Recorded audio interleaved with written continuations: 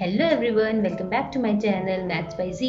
How are you all? I hope आप सब बहुत अच्छे होंगे। So let's begin. आज हम देखेंगे ज्योमेट्री पार्ट 2 और आज हमारा टॉपिक होगा टाइप्स ऑफ लाइंस।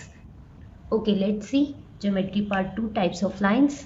तो इसमें हम सबसे पहली जो लाइन पढ़ेंगे वो हमारी है पैरेलल लाइंस। पैरेलल लाइंस क्या होता है? The lines on the same plane that never meets no matter how far they are extended are called parallel lines. तो पैरेलल लाइंस वो होती हैं जो लाइंस एक ही प्लेन पे, यानी जैसे ये एक प्लेन है। प्लेन क्या होता है वो मैंने आपको पिछली वीडियो में बताया था पार्ट 1 में, वहाँ जाके देखिएगा। तो lines on the same plane that never meets, जो लाइन एक ही प्लेन पे ड्रॉ होती है लेकिन वो आगे बढ़ के कभी भी वो मिलती नहीं है एक दूसरे से। Never, no matter how far they are extended, कितना भी दूर उसको ले जाए लेकिन वो कभी भी मिलेगी नहीं। एग्जाम्पल, ये लाइन मैंने ड्रॉ की, यहाँ पे 2 लाइंस मैंने ड्रॉ की। तो ये 2 लाइन ये कितनी भी आगे बढ़ती चली जाए लेकिन ये कभी दोनों मीट नहीं करेंगी। और इनके जो बीच का डिस्टेंस होगा, जो ये डिस्टेंस होगा इनके बीच का, वो हमेशा सेम होगा। ये जो इनके बीच का डिस्टेंस है ये हमेशा सेम होगा। तो अगर लाइन ये L है, ये M है, तो लाइन L और लाइन M पैरेलल लाइंस कहलाएंगी और ये कभी भी आगे जाके कहीं पे भी ऐसे करके मीट नहीं होंगी, लड़ेंगी नहीं एक दूसरे से। वो हमेशा पैरेलल रहेंगी, स्ट्रेट स्ट्रेट चलती चली जाएंगी, ये कभी भी ऐसे मीट नहीं होंगी। ओके, तो ये हो गया हमारी पैरेलल लाइन। इसी में अगर हम एक और लाइन ऐड कर लें और वो भी पैरेलल हो, यानी ये तीनों एक आपस में पैरेलल हो, ये इनके बीच का डिस्टेंस भी सेम होगा और ये दोनों भी आपस में पैरेलल होगी, यानी हम कह सकते हैं कि L पैरेलल टू M, या फिर M पैरेलल टू N, या फिर L पैरेलल टू N। और ये पैरेलल का साइन होता है, 2 स्ट्रेट लाइन। ठीक है, तो आई होप ये आपको क्लियर होगा पैरेलल लाइंस क्या होती हैं। सो इसके एग्जाम्पल अगर हम देखना चाहें तो स्टम्प्स होगा। स्टम्प्स को देखा होगा आपने, कैसा होता है, उसमें 3 स्ट्रेट स्टम्प्स होते हैं और वो एक दूसरे के पैरेलल होते हैं। ओके, नेक्स्ट देख लेते हैं सेकेंड हमारी इंटरसेक्टिंग लाइंस। ये क्या होती हैं? The lines that cross each other at a point are called intersecting lines. तो वो लाइंस जो एक दूसरे को क्रॉस करती हैं किसी एक पॉइंट पे। जैसे मान लीजिए हमने 2 लाइन दी, ये हमारी हो गई AB लाइन। ओके, और हमने इसी की तरह नेक्स्ट ले ली क्या, CD line, C and D। तो ये 2 लाइंस, अब यहाँ पे हमको दिख रहा होगा कि ये 2 लाइंस एक पॉइंट पे इंटरसेक्ट कर रही हैं, यानी एक दूसरे को काट रही हैं, कट कर रही हैं। तो इंटरसेक्ट यहाँ पे कर रही है, पॉइंट P मान लेते हैं इसको। तो फिर ये दोनों लाइंस कहलाएंगी इंटरसेक्टिंग लाइन। तो हम कह सकते हैं AB इंटरसेक्टिंग है CD के, और वो दोनों इंटरसेक्ट कौन से पॉइंट पे कर रही हैं? पॉइंट P पे। तो आई होप इंटरसेक्टिंग लाइंस आपको पता होगी। पैरेलल लाइंस क्या होती हैं? जो इंटरसेक्ट नहीं करती हैं, कितनी भी दूर चलती चली जाए। और इंटरसेक्टिंग लाइंस वो होती हैं जो एक दूसरे को कट करती हैं किसी एक पॉइंट पे। आई होप ये आपको क्लियर होगा। इसी में अगर हम एक और लाइन भी यहाँ पे बना दें, E और F, ओके, तो ये किसी पॉइंट M पे इंटरसेक्ट कर रही है, तो AB इंटरसेक्ट हो रही है EF से। तो इंटरसेक्टिंग लाइन का एक बहुत अच्छा एग्जाम्पल अगर आप देखना चाहें तो होती है एक आपकी व्हील।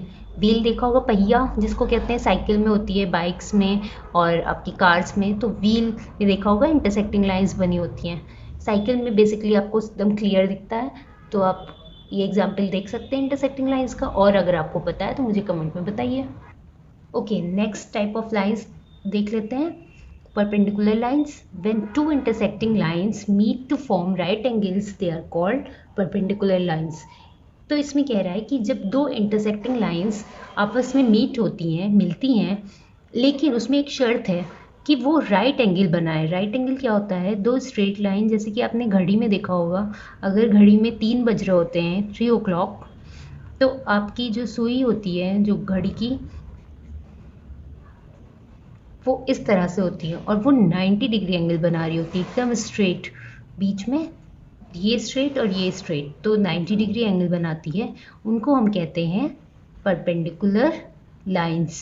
तो ये 90 डिग्री एंगल बना रही है दोनों लाइंस, तो ये परपेंडिकुलर लाइन कहलाएगी। अब जैसे हमने 2 लाइंस ले ली एकदम स्ट्रेट, ये हमारी हो गई ए बी, और हमने इसी की तरह एक और ले ली सी डी।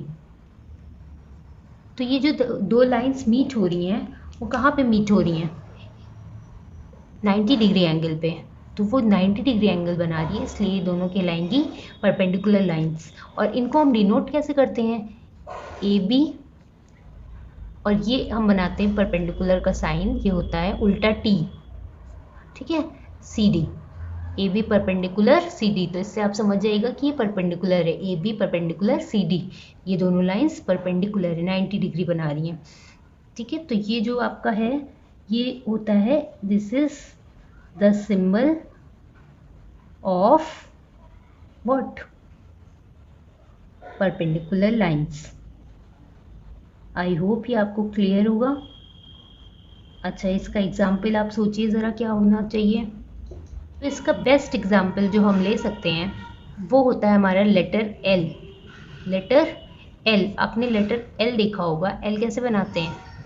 एकदम स्ट्रेट एल ऐसे तो बनता है। तो ये दोनों परपेंडिकुलर लाइंस से बनता है, ये 90 डिग्री होता है यहाँ पे। तो आई होप ये क्लियर होगा आपको। जैसे मैंने 2 यहाँ पे पेन्स ले ली और हमने इन 2 पेन्स को एकदम स्ट्रेट रखा, तो ये दोनों हमारी 90 डिग्री कहलाएगी, ठीक है।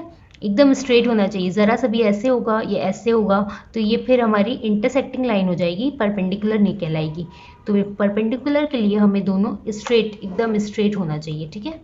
अभी मेरा स्ट्रेट बना नहीं है, लेकिन आप समझ के होंगे इसमें मैं क्या कहना चाह रही हूँ कि ये दोनों स्ट्रेट होना चाहिए। अगर ज़रा सा भी टेढ़ा हुआ या ऐसे हुआ तो ये intersecting lines, this is intersecting lines. और पैरेलल लाइन्स हमारी दो स्ट्रेट ऐसे होती हैं, तो पैरेलल ये, परपेंडिकुलर दिस, इंटरसेक्टिंग आप कैसे भी कर सकते हैं, परपेंडिकुलर को इंटरसेक्टिंग भी कह सकते हैं।